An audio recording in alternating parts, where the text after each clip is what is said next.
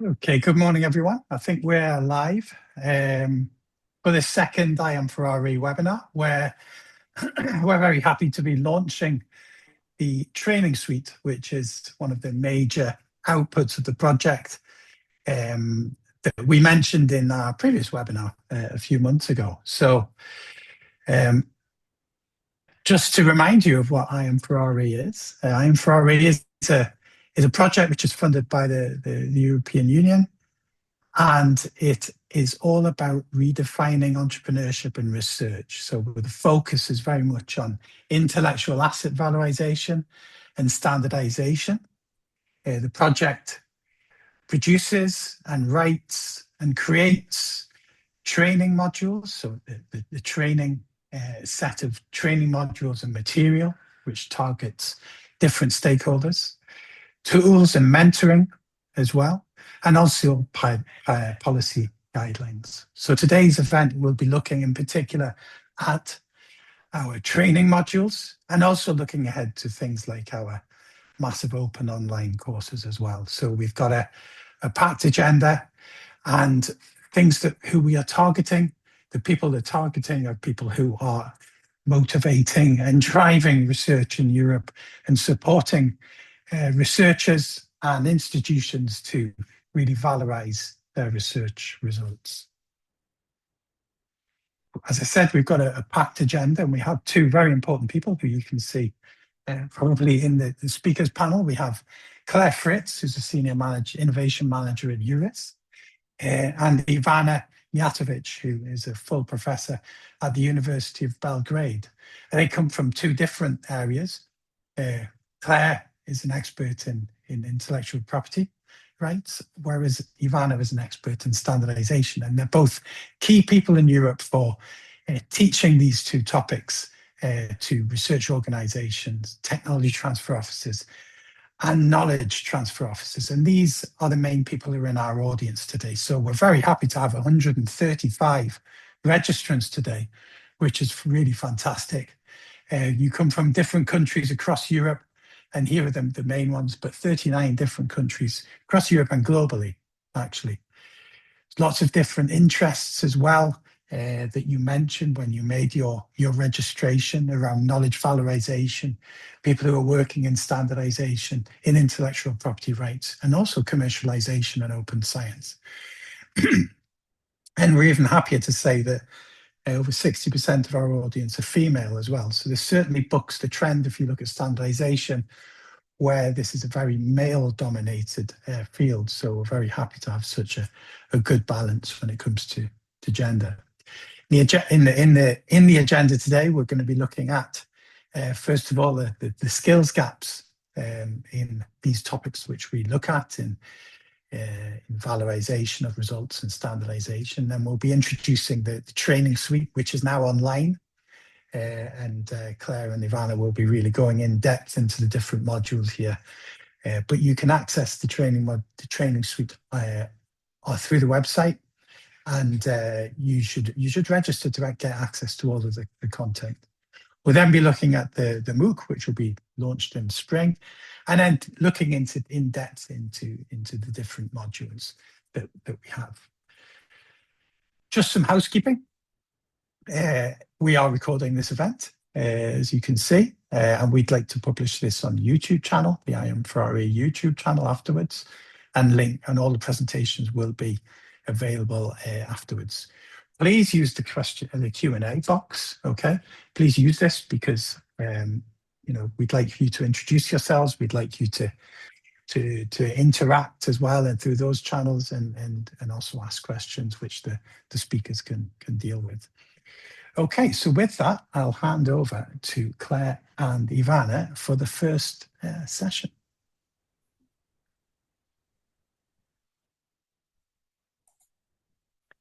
Hello, everyone. This is Claire, and I have the pleasure to introduce my dear colleague Ivana, who is going to set the scene with a short presentation and keynote about towards closing the EU skills gap in knowledge valorization, intellectual asset management, and standardization. Ivana, the floor is yours. Thank you so much, Claire. So I will just recap what we already know and what we find out through our previous activities.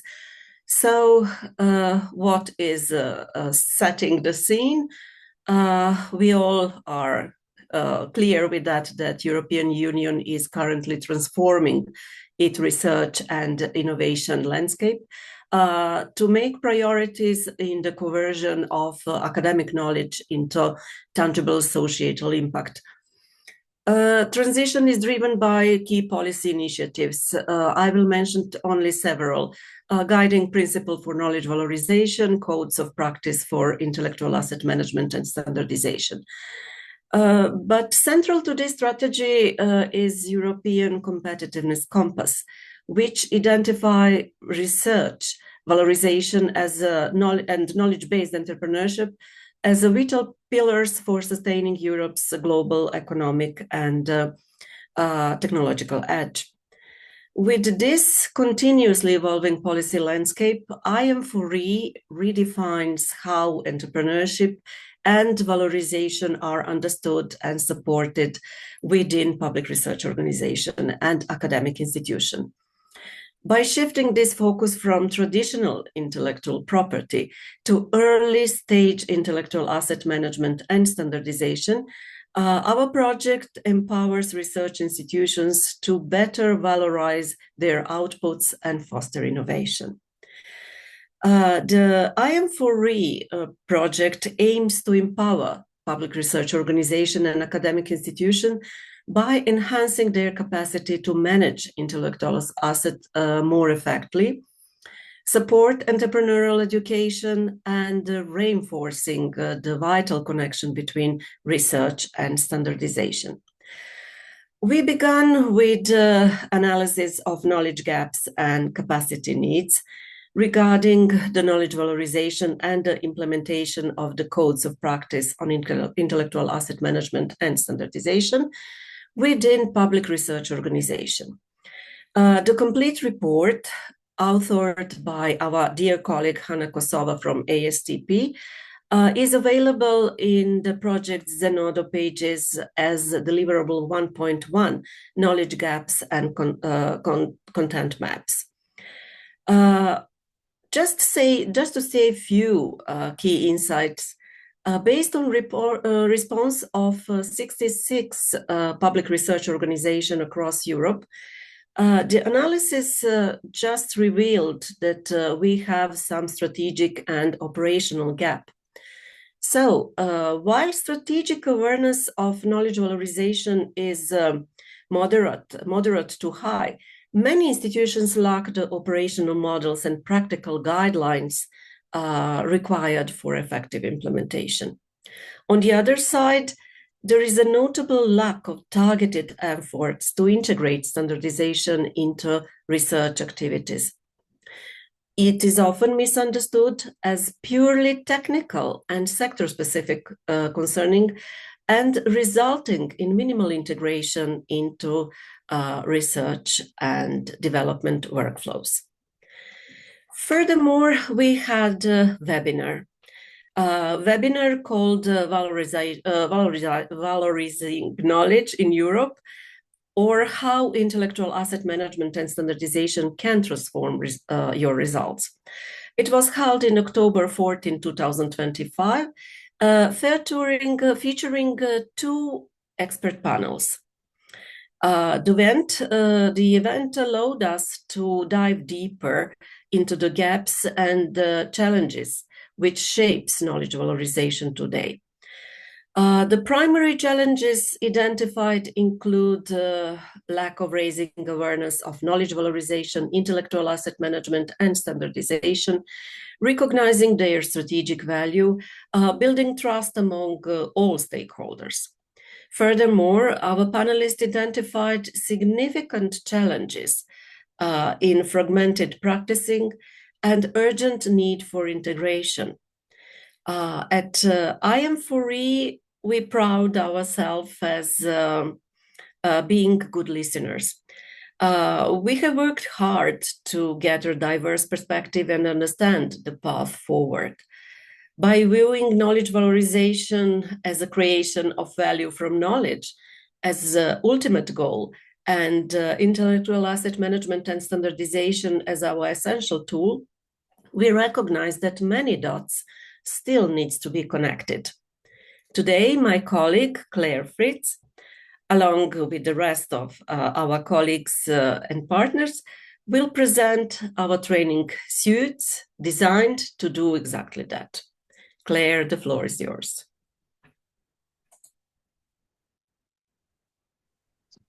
Wait, is everything activated? Yeah, thank you very much, Ivana.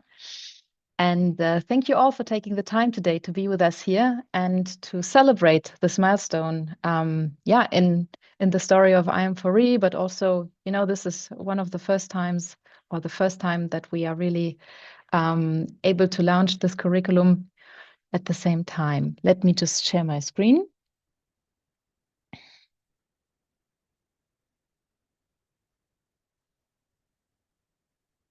I know it's time consuming, but in the end, it's worth it.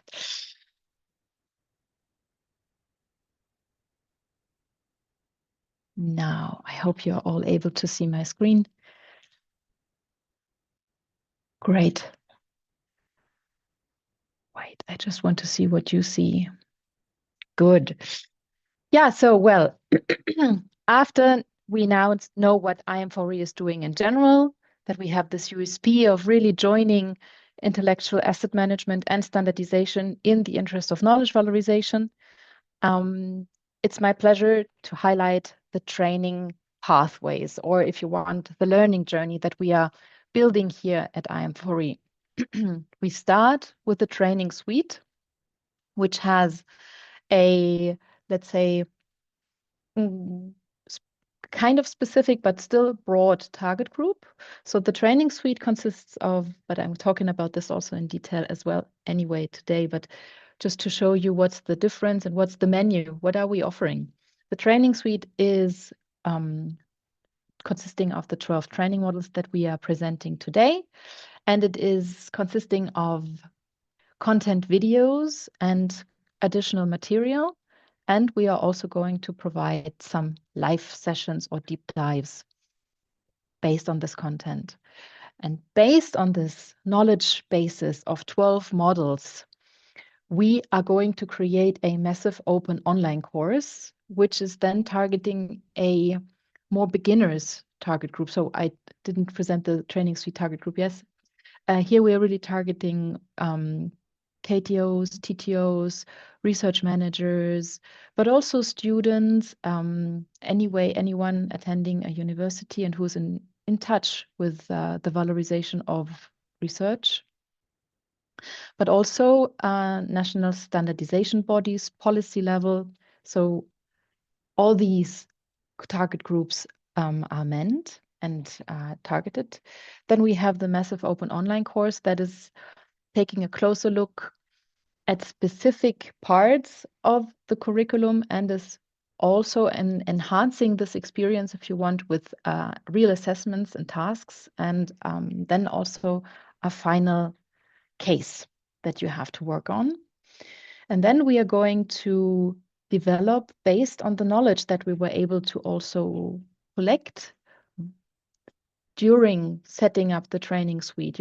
Everything is based on an empiric study as well. So we have the deliverable 1.1 that Ivana just presented, the study that was really taking a closer look at the landscape. Then we have a study that is taking a look at a closer look at the landscape of training in this field in general. What's out there? What has been already offered? What has been done? What is missing? Where's the journey going to? And that means that we are really trying to translate what we find and collect during this process into these different levels of content. So the trainer scheme is then really prepared only for those that are going to be trainers and coaches in this field. And then based on this experience, again, we are trying, or we hope, and I think we are going to be able, because we already have some ideas, to then set up a set of improved services or even new services that then could be taught to KTOs and TTOs EU-wide.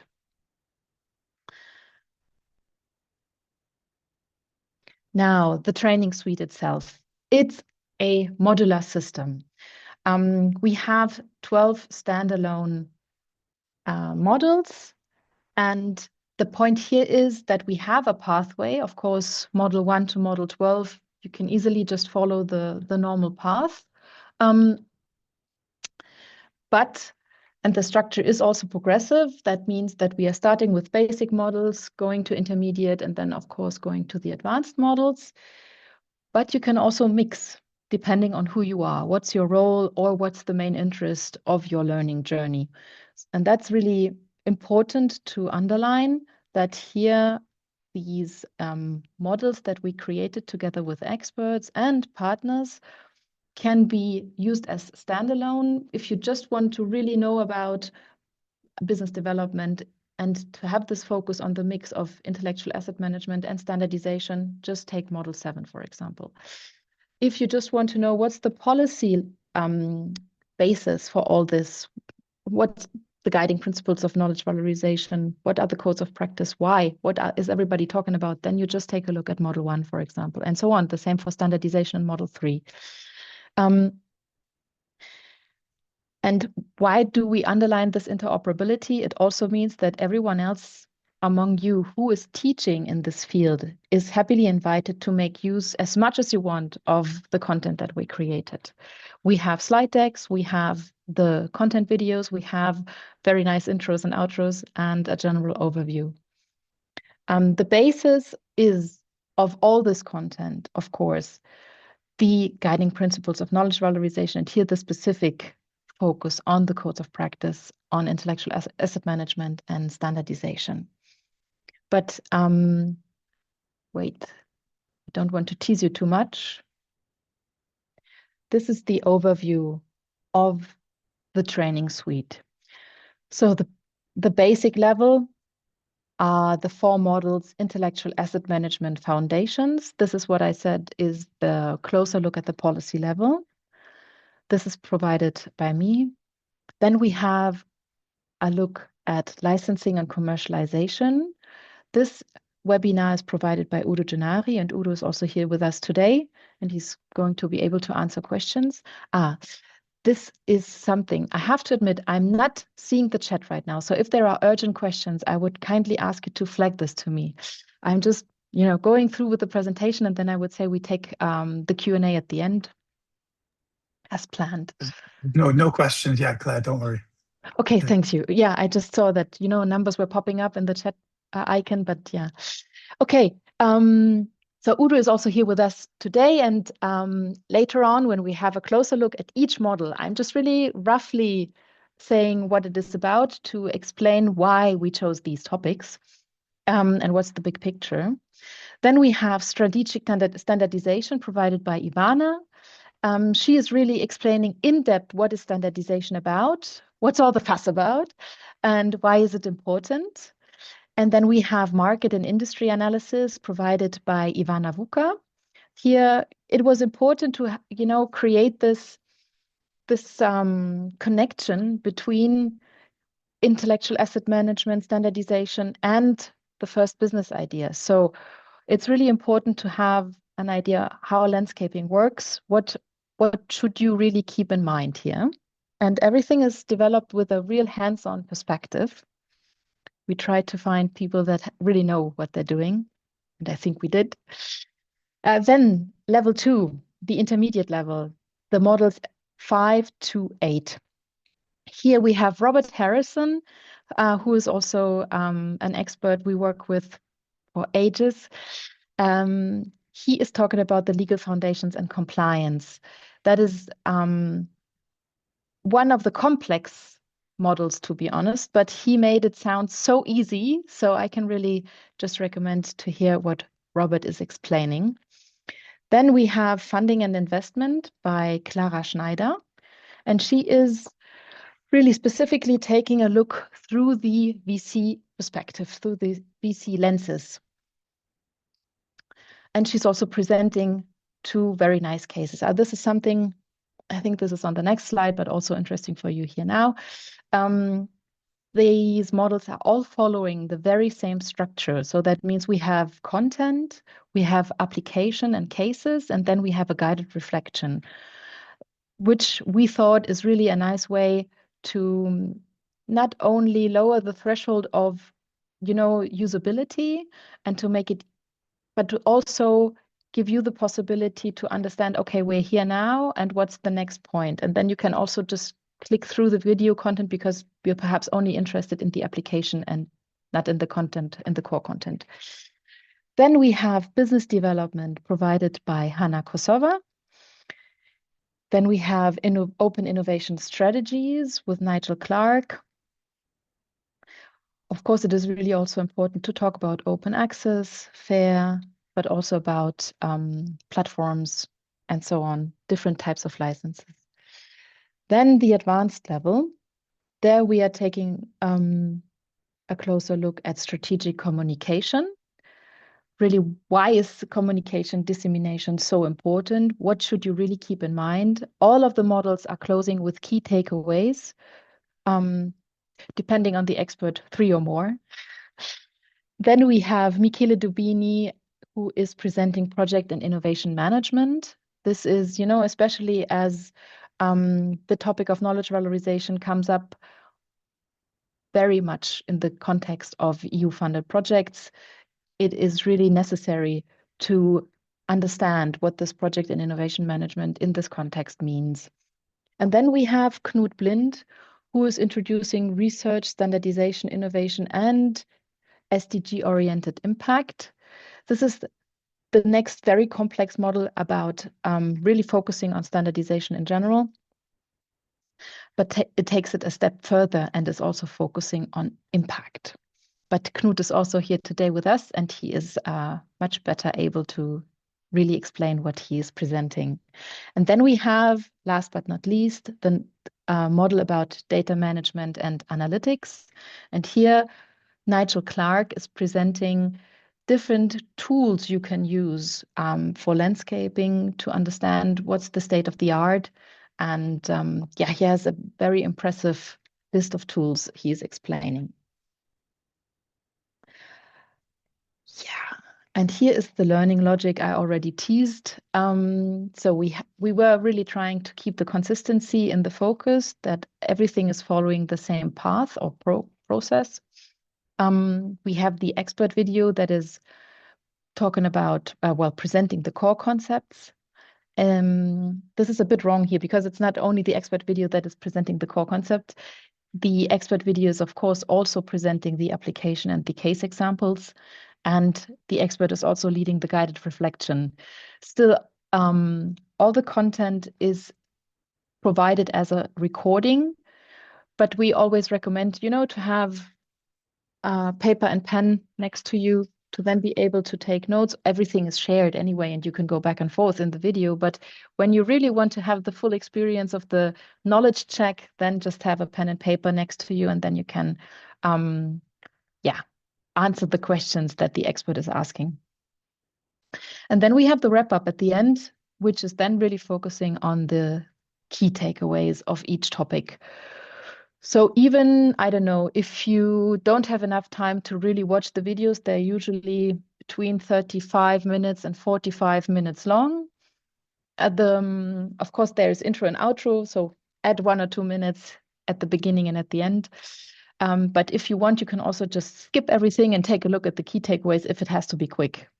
Then the interoperability was really important when it comes to design.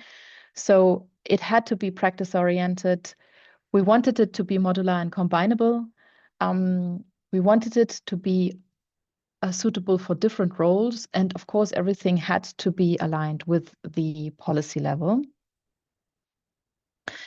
And here, as we are also going to share the slides, this is our suggestion. This is, nothing is written in stone. This is really up to you as the one who is looking for knowledge and capacity building. We have here different pathways that we are suggesting. So we have the researchers and early career pathway. early career researchers pathway. That here we say, hey, start with model 1, intellectual asset management as a basis, then take a look at standardization with model 3, then look at the market analysis with model 4, then don't skip open innovation, and then really take a look at the standardization impact model. Then we have a pathway that is designed for technology transfer, KTOs, TTOs, innovation officers. Here we say, specifically, for example, for onboarding, it could be a nice time saver for everyone who has to do onboarding. We start with model 1, intellectual asset management. Then we take a look at licensing and commercialization. Still, I always recommend to take a look at model 3 because the standardization basis is really important. But then as here, the focus is really more on, licensing and funding strategies and business development. The next model we recommend would be market analysis, then the investment readiness, then, let me see, the legal framework and the project management content. Then we have a focus here on project managers in Horizon Europe. Here we recommend intellectual asset management as a starting point, then standardization, then the investment readiness, then communication and dissemination, or strategic communication, how we call it, then the project management one, and the last one is then the data analytics content. And then we have one for research and innovation managers. Here we recommend to start with a strategic oversight, again, about the intellectual asset management policy basis, then licensing, then the standards model again, legal and compliance, and then funding and impact. And that should be really aligned with the sustainability goals. And then the policy and strategy roles. We have here thought it would be really useful to start with the high-level understanding of intellectual asset frameworks. So that's model 1. Then standardization policy, then communication strategies, then the innovation and project management model, and the SDG alignment and analytics, model 11. But still everything, and that's the good thing about this modular character, can be adapted. And if you have, this is a shout out and a call to action, if you have another idea for another pathway, let us know, because then, we can put this also on the website. And we were lucky. And, when we were starting with this whole endeavor, let's say, we thought, okay, there is already much out there, but of course, we did the study to identify then the gaps and the basis of the material that is already there. And we decided to join forces with key partners that, do this already for quite some time, and that could help us to really evaluate and the newly developed content. So here we joined forces with the HS Booster and the European IP Help Desk and EDU for Standards.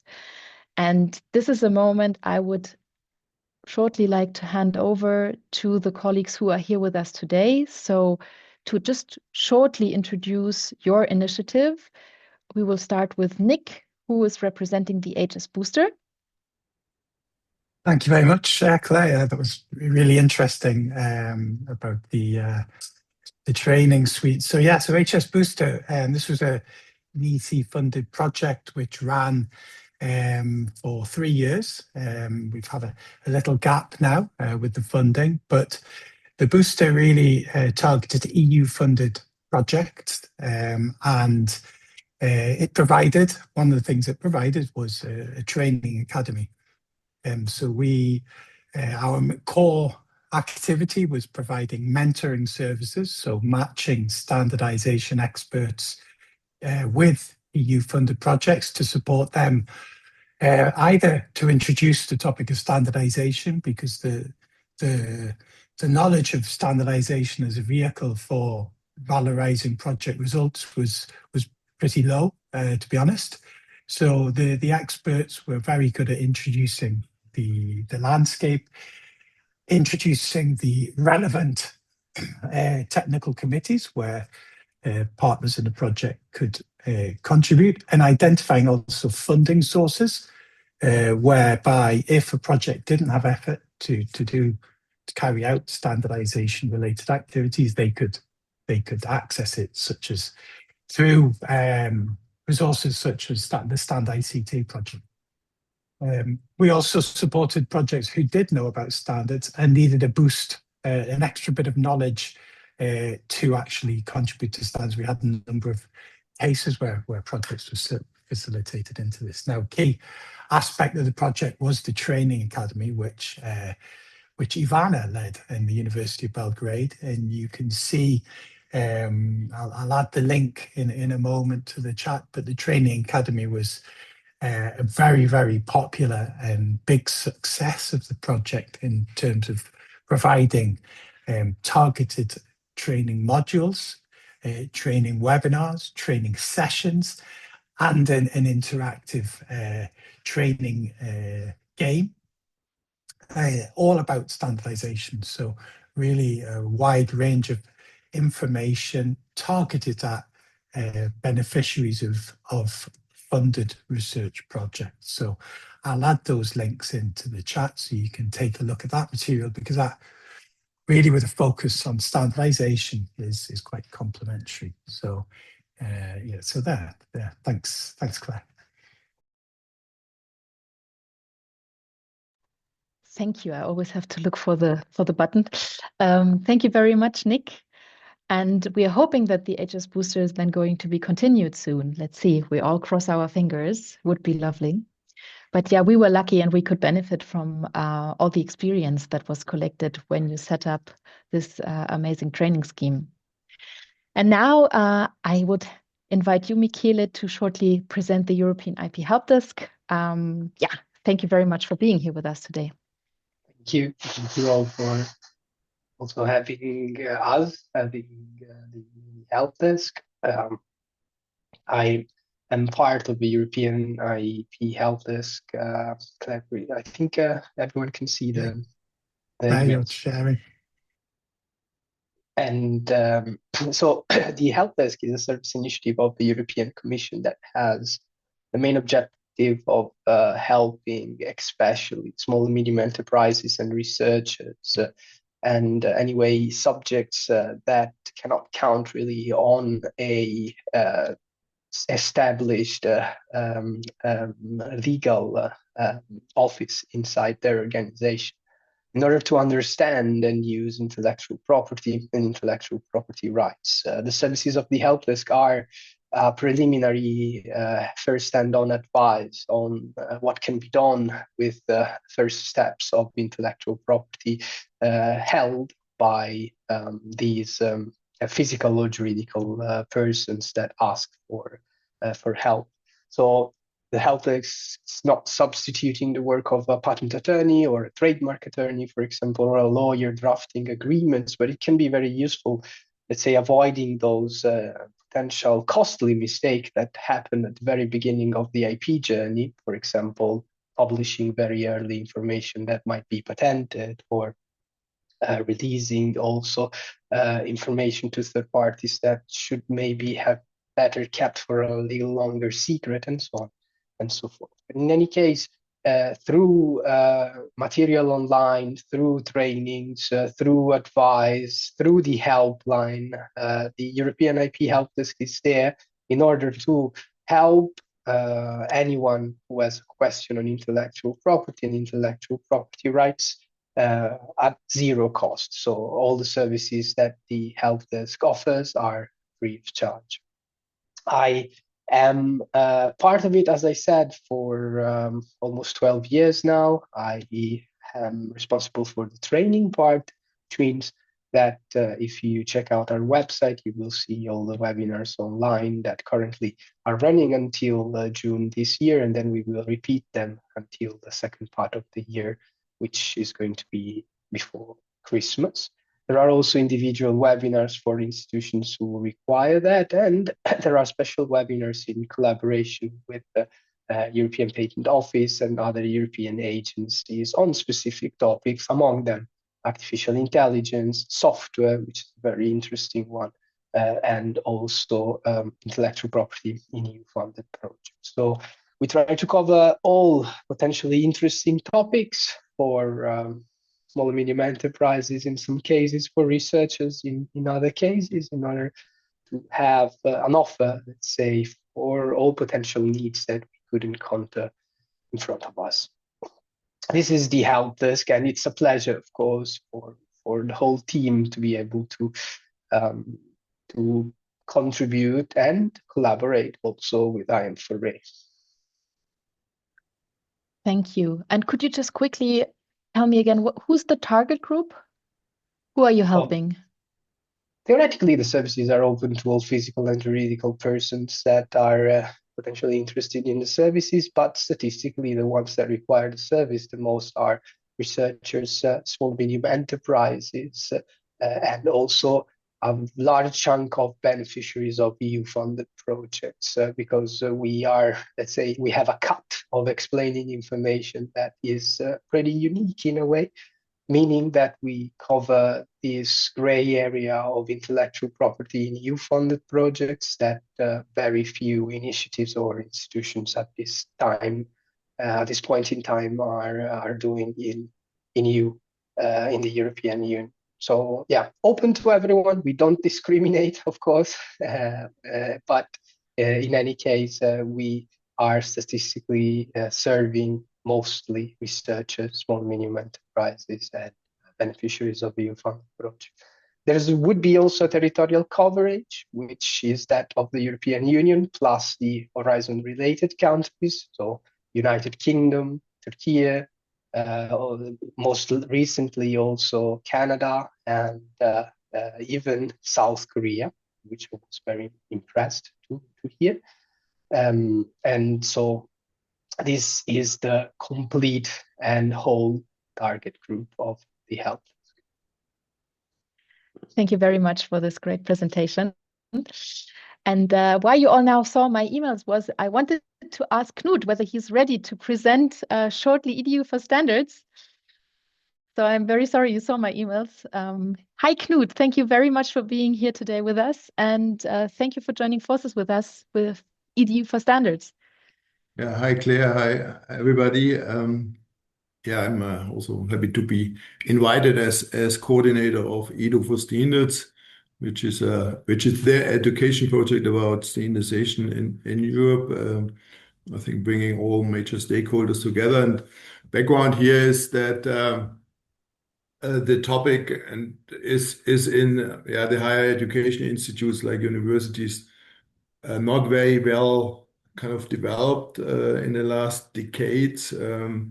I have also to say that for Germany, who is a kind of a forerunner of standardization in Europe and also at the international level, but also here in Germany, besides what we are doing here in Berlin, there's not so much other activities. Therefore, the objective of the project is to create key teaching content, and here Ivana is involved, then having also new ideas how to really make teaching about standardization more attractive.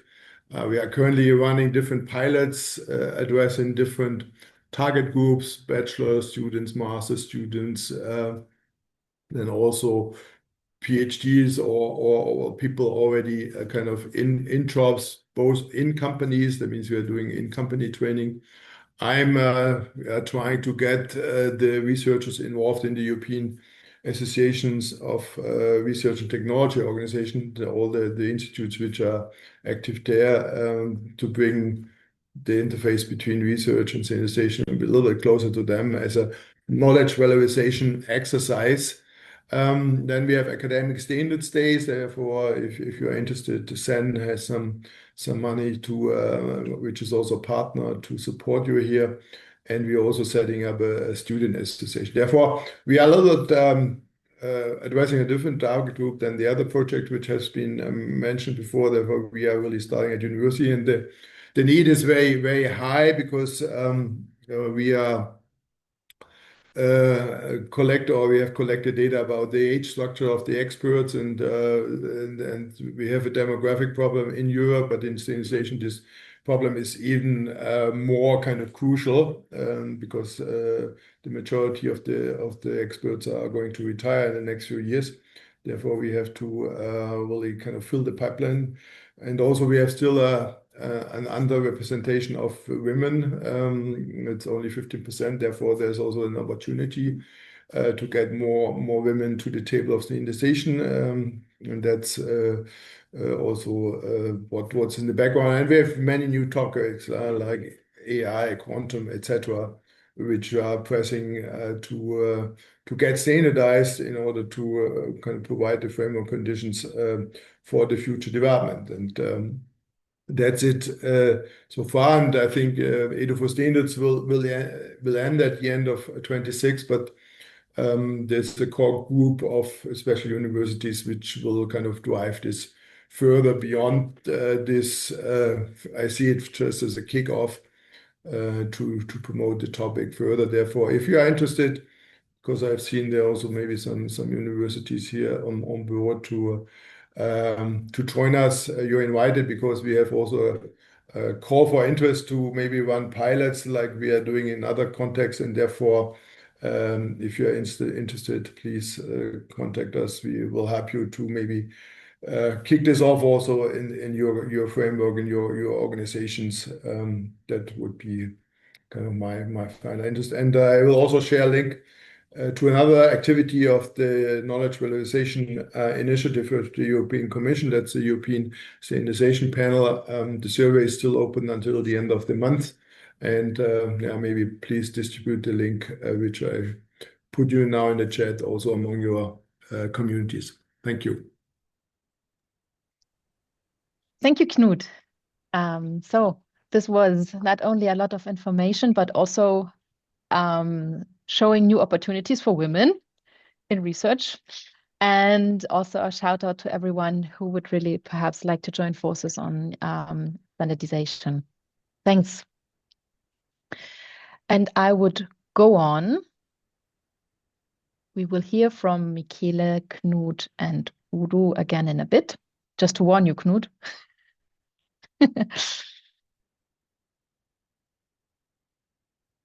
Here we are. So I shortly presented that we are also preparing a massive open online course. So the first step was the training suite, or is the training suite. Here we have just to remind you, the very nice set of 12 different models, really trying to put together this pathway. But we also wanted a training content that is more engaging, but still light when it comes to the complexity of it. So we are using, but still also further developing the content from the training suite into this massive open online course. If you have never heard of a MOOC, it is a up to 10 weeks format. You can enroll in a MOOC, and then you follow a specific pathway of lectures. Well, you have to work your way through some reading material. You have to work your way through some assessments and tasks and cases. And at the very end, there is one final project you have to deliver. And this is going to be evaluated. And if you manage to get through, you get a full certificate. And this MOOC has also the great advantage of being scalable. And that's also one of the reasons we set a very challenging, but still also, I think, obtainable target KPI of 1,000 enrollments.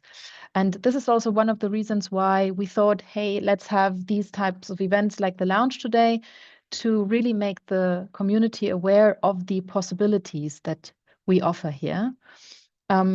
not that we also just invest a lot of time and want you to, appreciate it. No, we really want to show you how you can save time with the content that we developed. So the MOOC is specifically targeting students and everybody who has never heard about intellectual asset management and standardization before. And we are going to publish the registration link for this, I think, in about 2 months. But you can already also sign up for our newsletter for the training suite, and then you can tick a box whether you are interested in knowing about the MOOC or not, and then we can send you some information material. We also designed this for institutional adoption. That means I heard that no one would do this, but perhaps it is really something that would be of interest for you.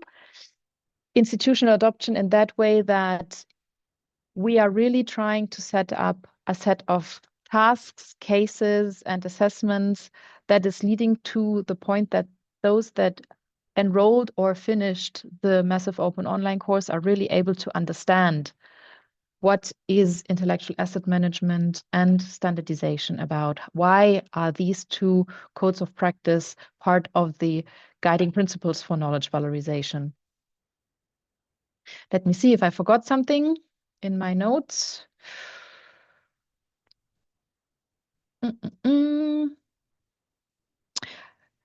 No, I said there is a structured learning pathway.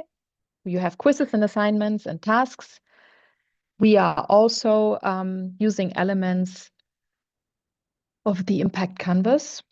And we are, this is something I didn't say yet.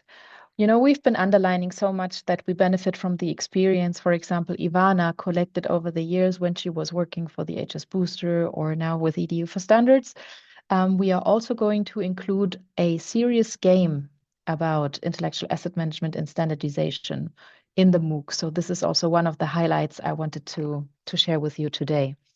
And then we have the final project that is a case that you will have to work on and the certificate that is going to be awarded to you after that. And on my next slide, I will start with the model spotlights. I think I did talk already quite a lot about the intellectual asset management model 1. So I would immediately hand over to my dear colleague and our expert, Udo Gennari, who was the one who developed Model 2, licensing and commercialization. Udo, are you here?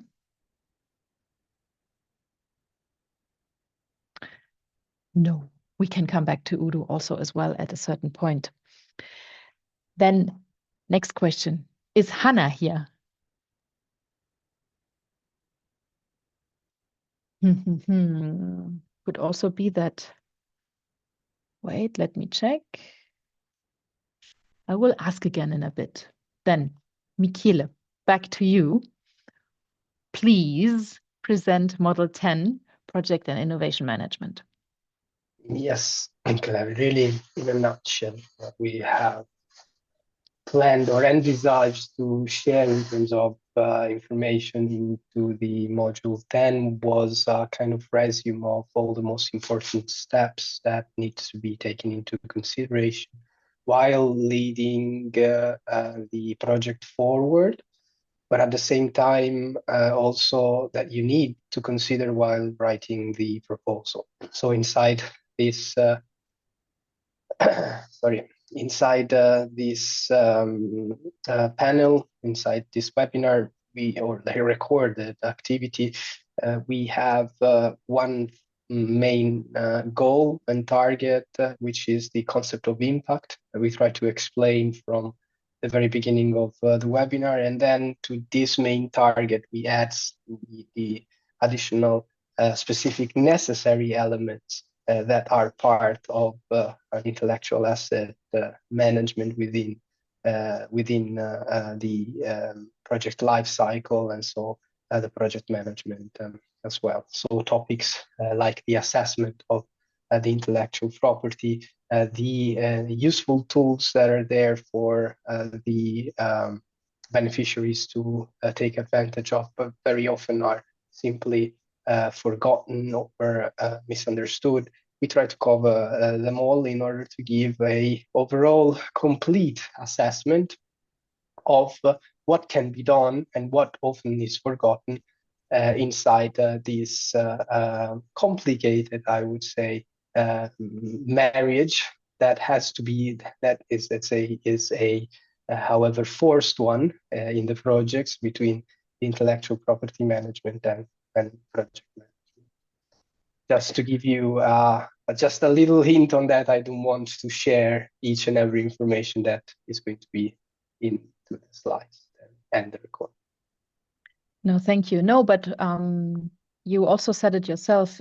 Even though standardization is considered one of the valorization pathways, you don't often interact with this as a topic, right? Correct. And standardization is one of those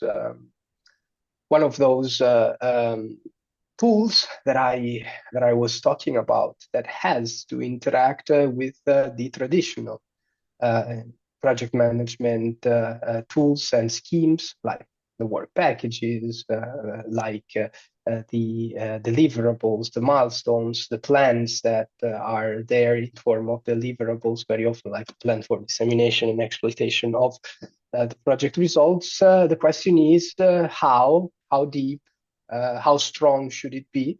And the answer that we will try to cover throughout the webinar in more detail, but for now, the answer that I give you is it depends on the characteristics, on the specificities of the project, and what we want to do with the project results. Yeah, definitely. Thank you, Michele. And yeah, let's.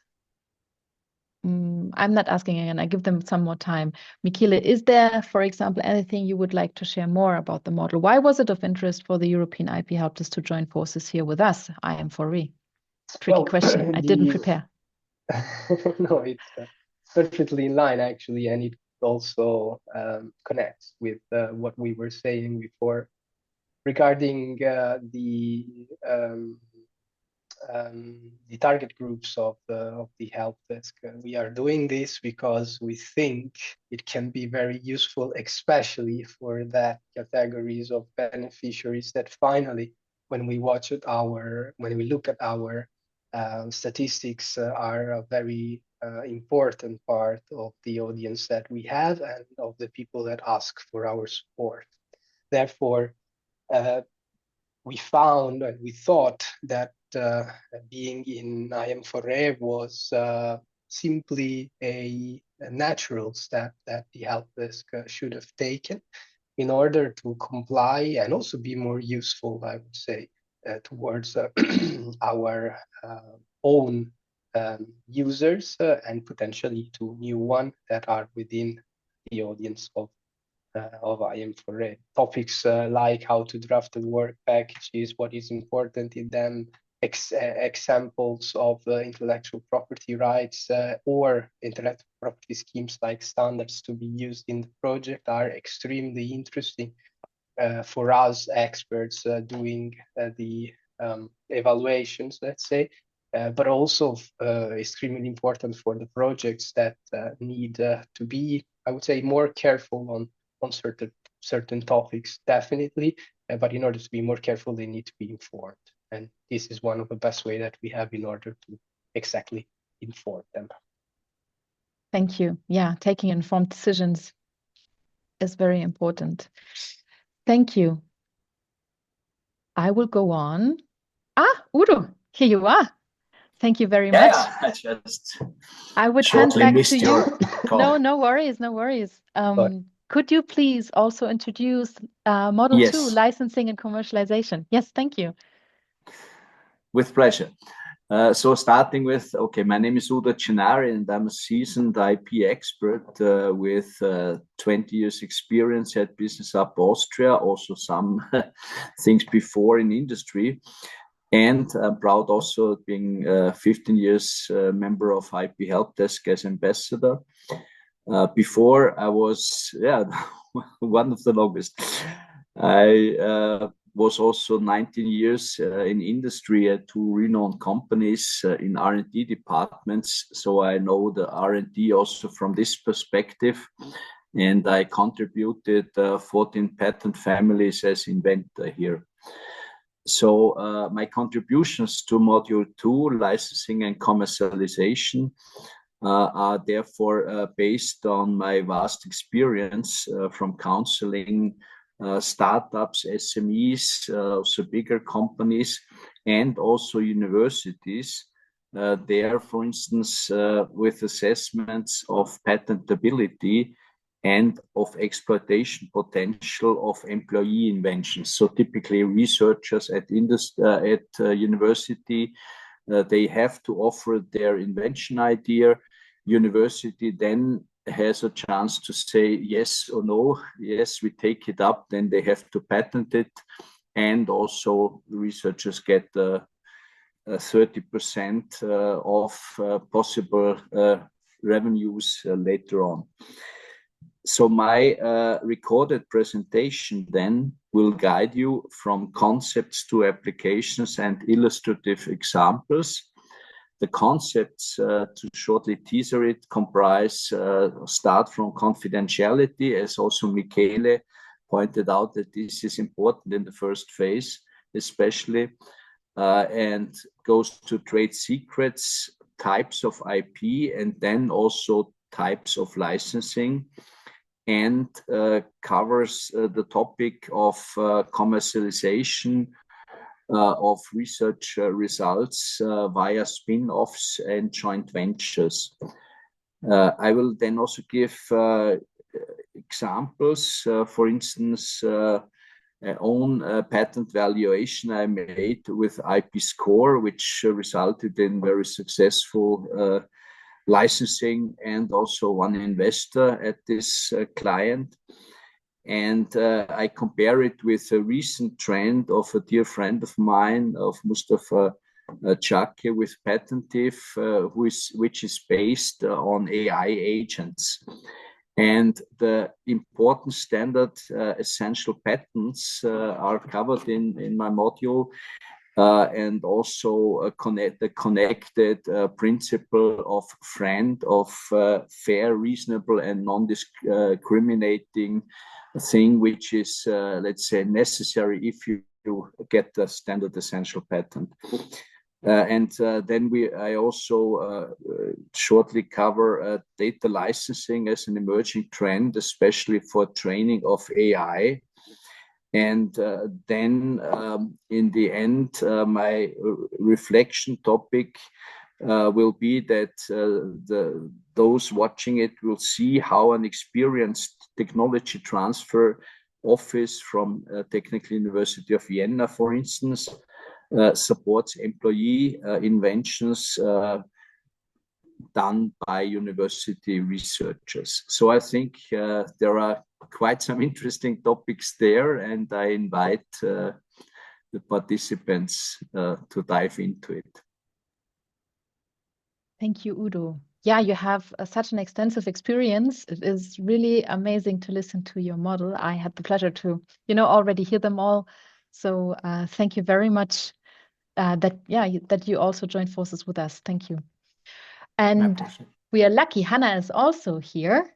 And wait, I hope Hannah is able to activate her camera as well. I think Hannah may be having a few issues. Okay. So maybe if you could give a little overview, that'd be great.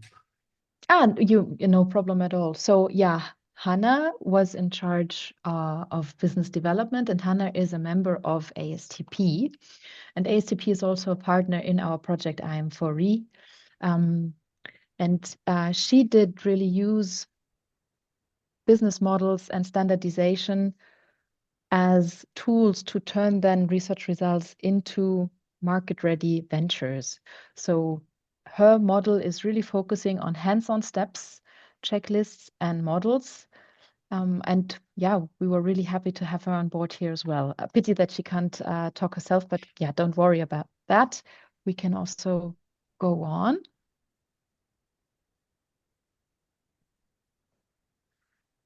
Of course. Just a second to go back. I have one screen, so you can imagine what management is going on here behind the scenes. Then we have the model 3 on standardization. Here on this slide, we really wanted to focus on standards and evidence. And Ivana is here with me.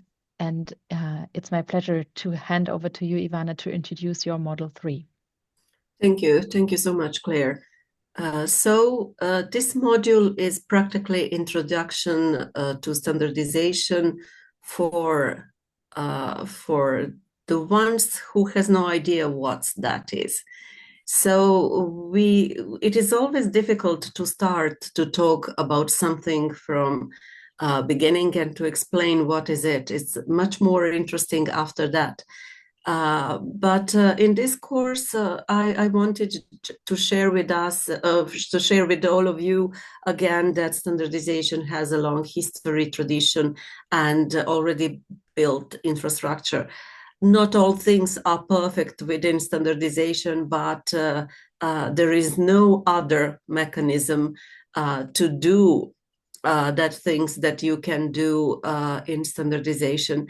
So my wish was to inform, to prepare, and just to open some door for future investigation and future finding new knowledge in this area.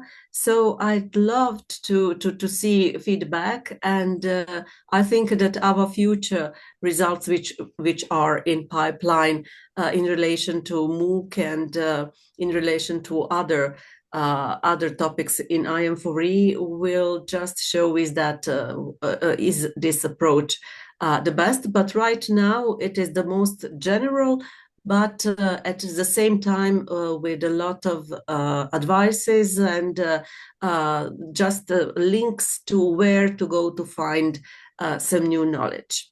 So for now, that's it. Thank you, Claire.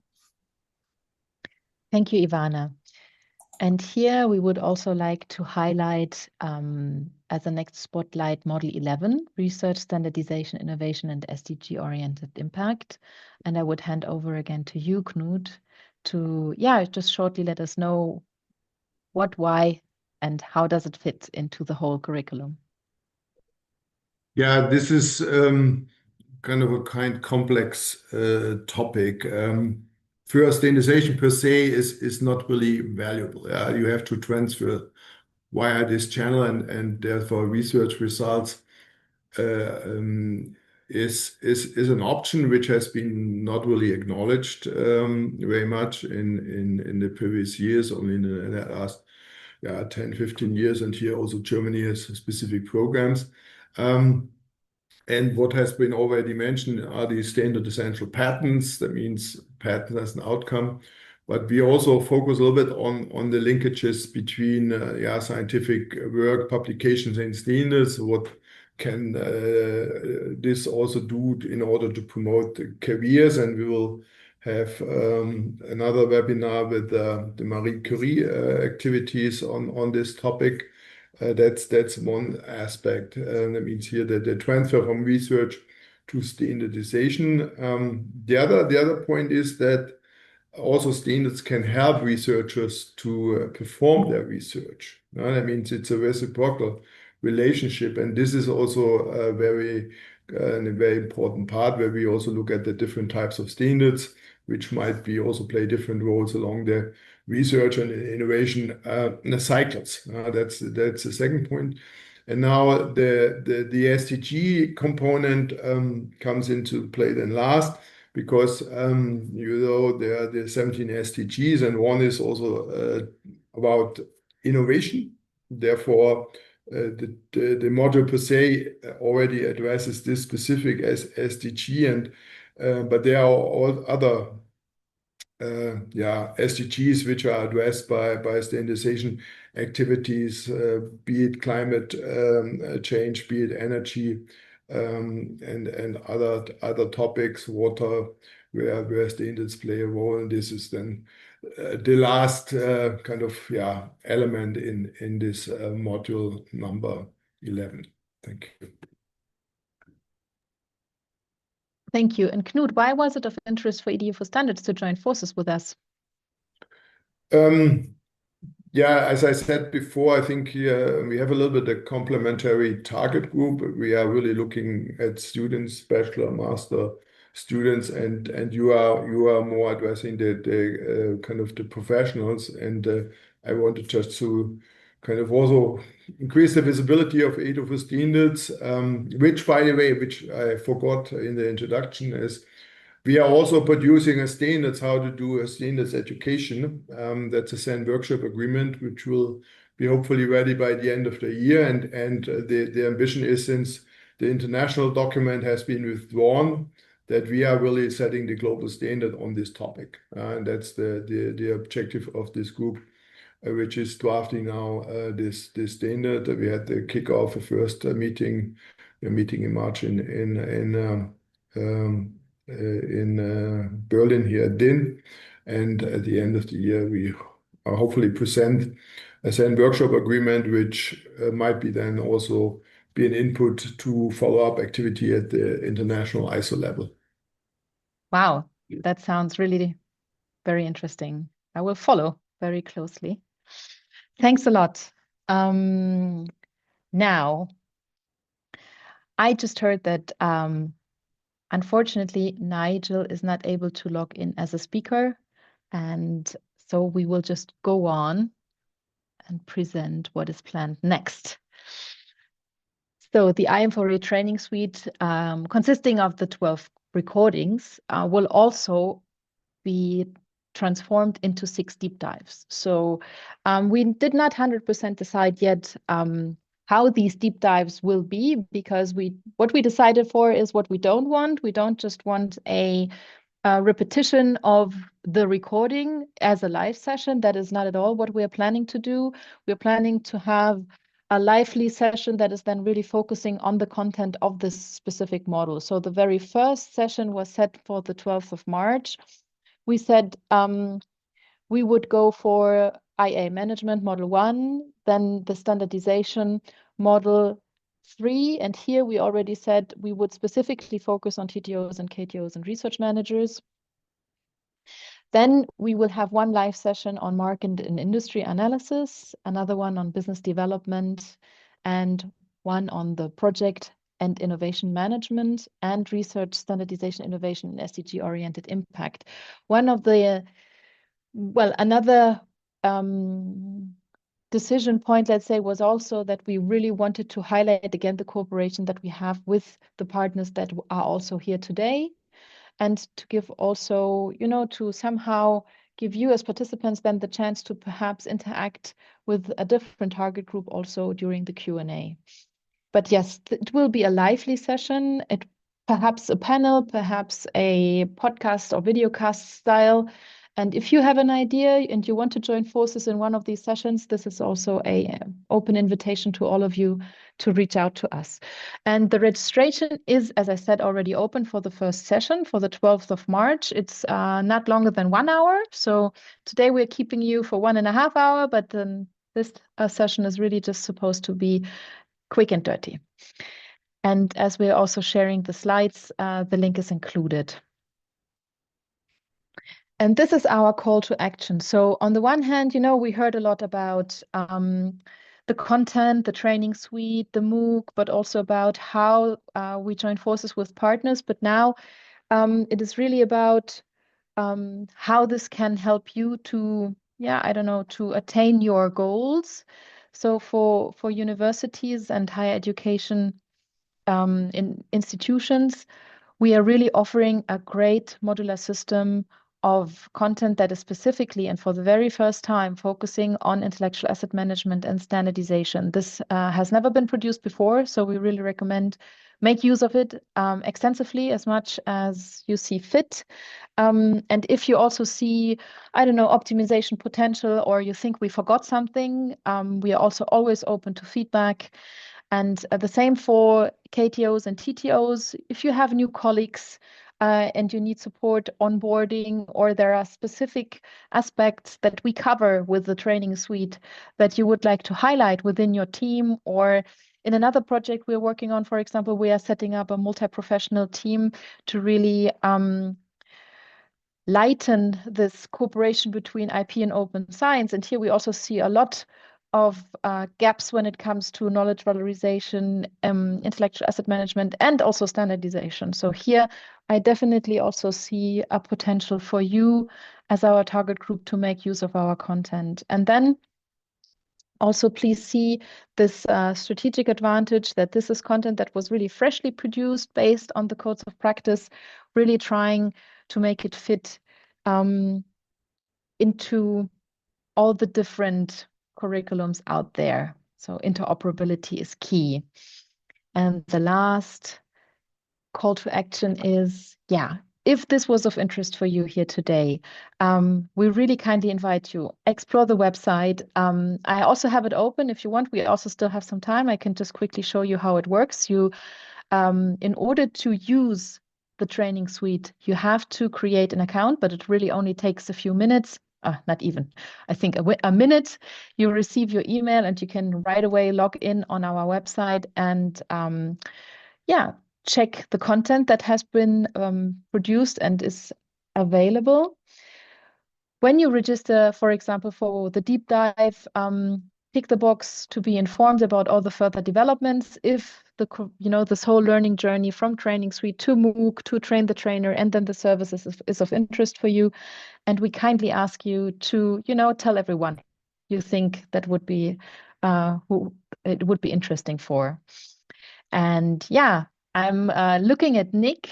Should I perhaps do a very, very short live walkthrough on the website?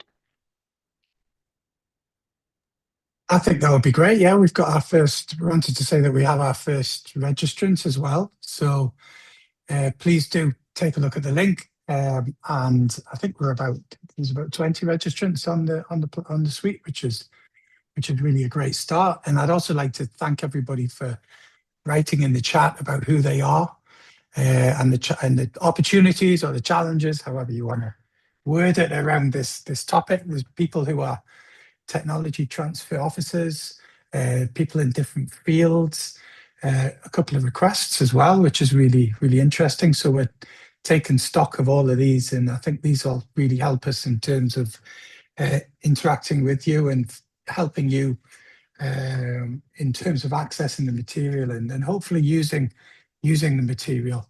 And we greatly value any feedback as well, because this is also very important that the material has been published. Yeah, so just stealing, I think, 2 more minutes from you. So if you wait, I'm going back to the IAM4RE website, then you have here your account. I'm already logged in, so I can just click on Training Suite. And here you land immediately on the platform where we offer then the content. Those that are in color are already fully available. The others are going to be available next week. But perhaps I'm not opening the recording. I'm already saying this. I hate to see myself. So here we have, of course, then the description and the allocation of the model itself, where it belongs in the structure. We have a part about the expert, and then you have here the resource, the PowerPoint presentation, and here then the recording. And this is the same for all the models. And we are also currently working on the toolbox, which will consist of 2 guides, 2 cases, 2 checklists, 2 assessment tools. So it's going to be really interesting and a lot of content for you if you're looking for capacity building.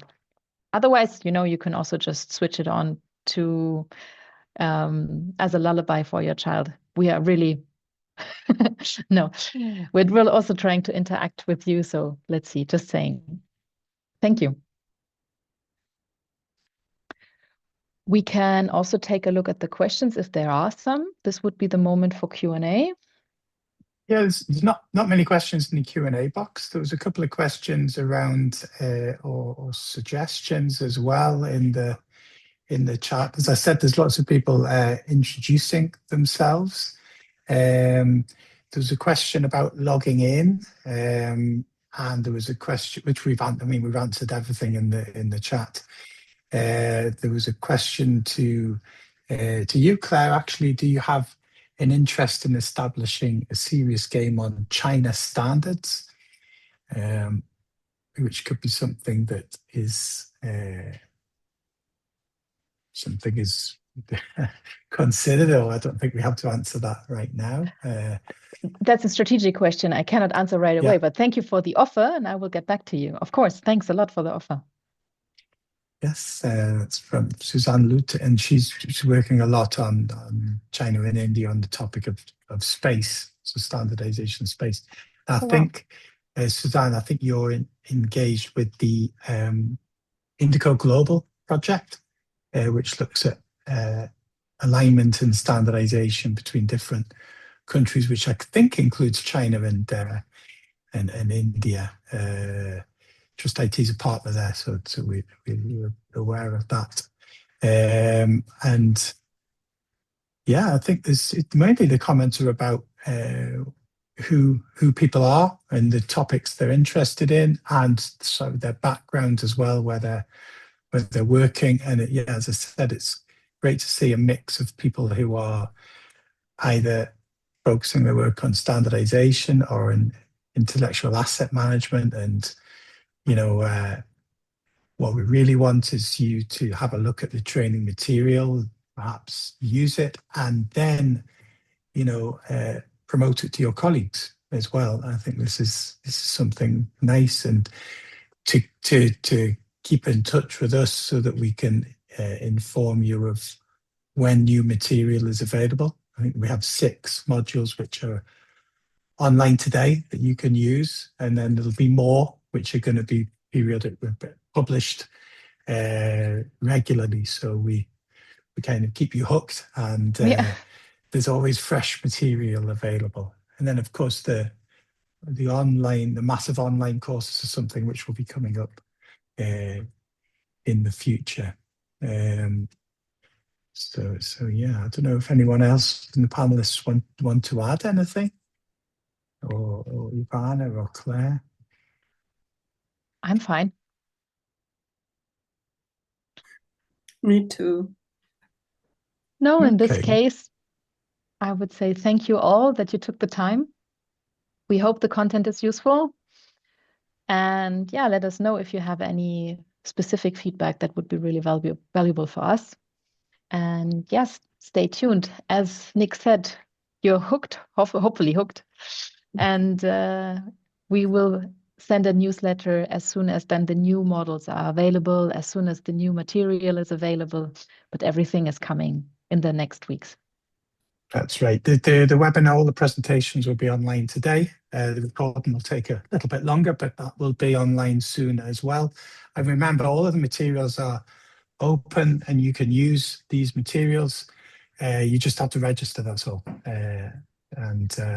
So thank you very much, everyone. I think this is the first webinar to finish a little bit early, but I'm sure everyone will be happy to get an extra 10 minutes, and you can all go and grab a coffee or a cup of tea, and we hope to see you at the next webinar. Thanks enough in particular to Claire and Ivana, who have really led this whole webinar, and to Knut, Michele and Udo as well for their interventions and all of their content in the training suite. So with that, thank you very much, everyone, and have a lovely rest of the day.